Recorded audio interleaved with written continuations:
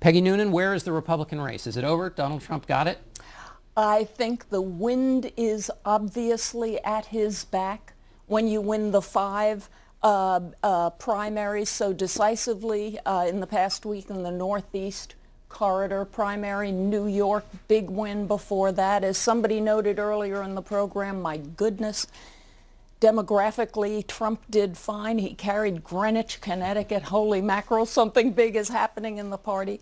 I do think undergirding, the race is so big in many ways, but an essential thing is that Donald Trump, the rising Republican, in my view, likely nominee, is someone who stands for things so at odds with the longtime policies now of the past 15, 20 years of the Republican power people in Washington, the establishment, etc., on key issues like entitlement cutting, immigration, trade policies, his vague sense. I think everybody's vague sense that somehow these 10,000-page bills, which nobody reads, aren't necessarily working in Americans' favor.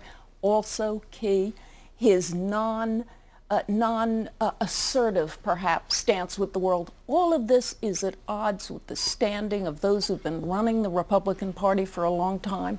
It's going to be very hard for them to mash. Identity politics in general, whether it's women who feel that Trump has insulted them, minorities feel that Trump has insulted them, Hispanics certainly, and we saw that with the protests at the Trump events in California, that there is a very large faction of people in this country that he has not had to speak to in the course of a Republican primary campaign, and those people all get to vote in November. So, you know, for Hillary, who has really had trouble ginning up enthusiasm for her historic candidacy as the potential first woman president, that has not gotten her really anywhere in the Democratic primary, particularly with young women. In the general election, she is betting that Trump will mobilize all those people.